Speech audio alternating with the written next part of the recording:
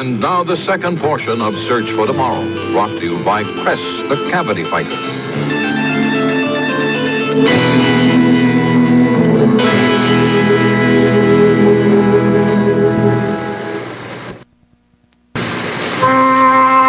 Mr. Sullivan, will you please call your next witness?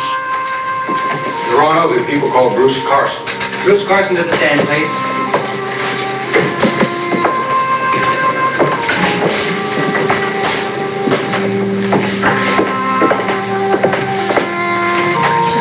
Get into the area of Bruce's affair with Gail. You have to, Kathy.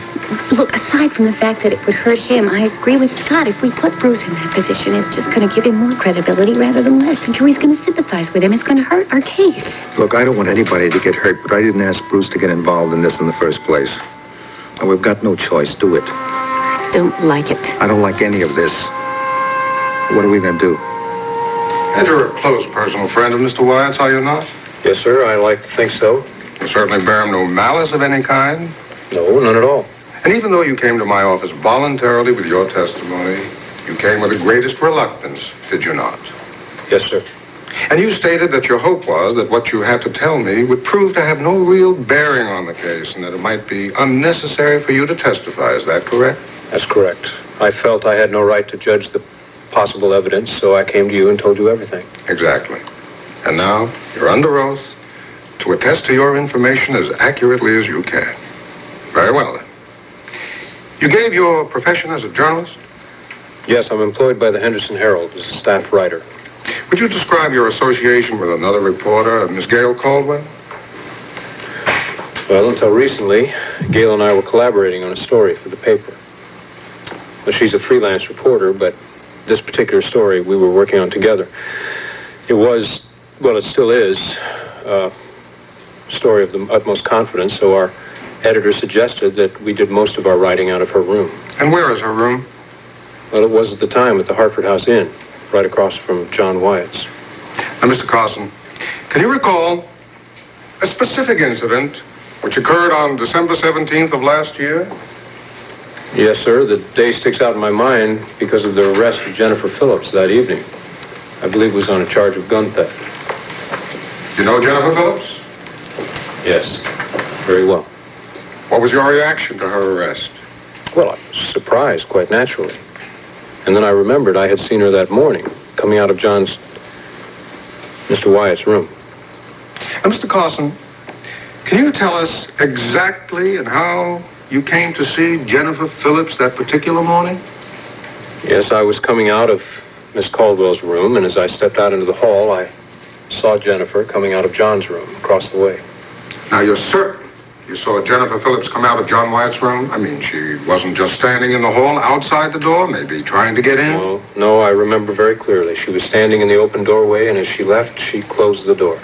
Now, you said it was about 9:30 a.m. Can you be more precise than that? As near as I can recall, it was about 9:30, maybe 9:40. How can you be so sure of the exact time? Well, I was on my way to cover a business convention at the Henderson Hotel. It was scheduled to start at 10, and I didn't want to be late. Were you late? No, sir, I wasn't. Oh. And so, how long does it take to get from the Hartford House Inn to the Henderson Hotel? About 20, 30 minutes.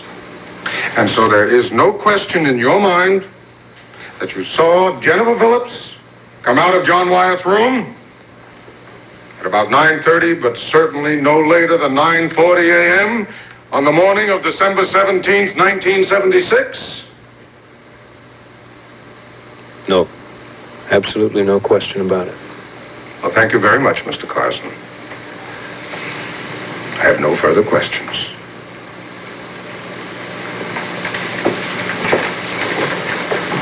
Cross-examination? Yes, Your Honor.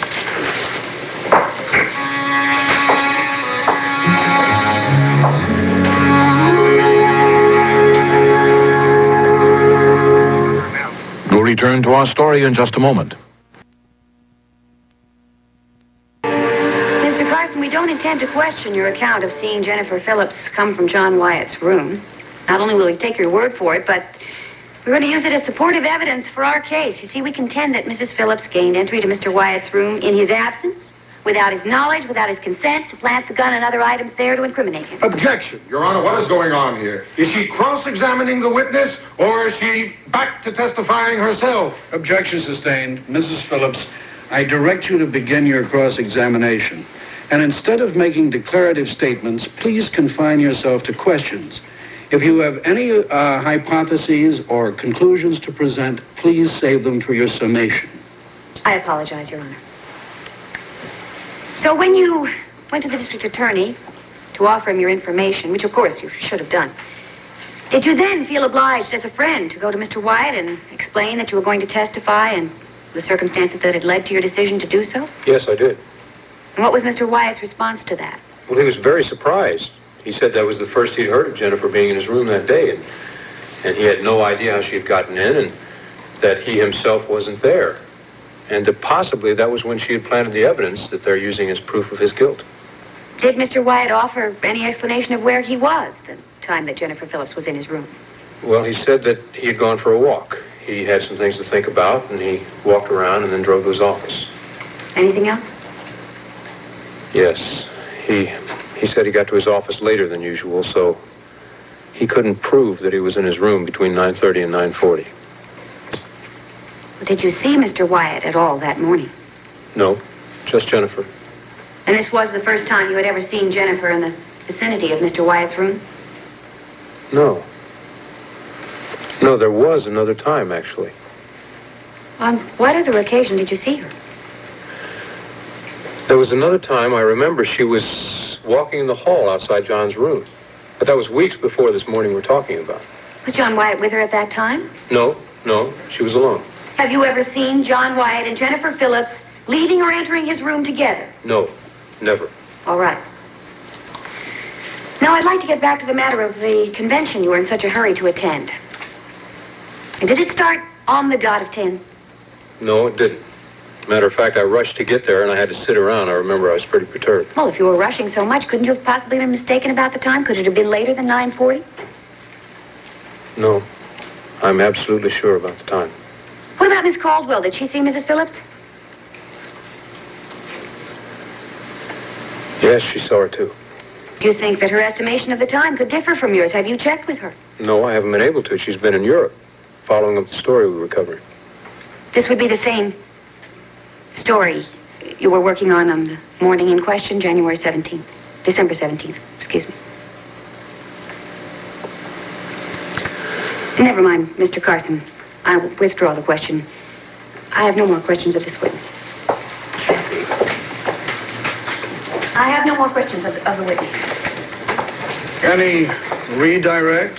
No, Your Honor. The witness may step down. Thank you, Your Honor. You had him and you deliberately blew it. What are you trying to do? I'm trying to defend you even against yourself if necessary.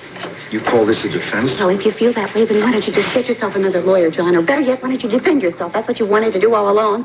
I withdraw. Just like that. I can't go on this way, can I? You've got to let me handle this case the way I believe. I mean, either you trust my judgment or you don't. Make up your mind, John.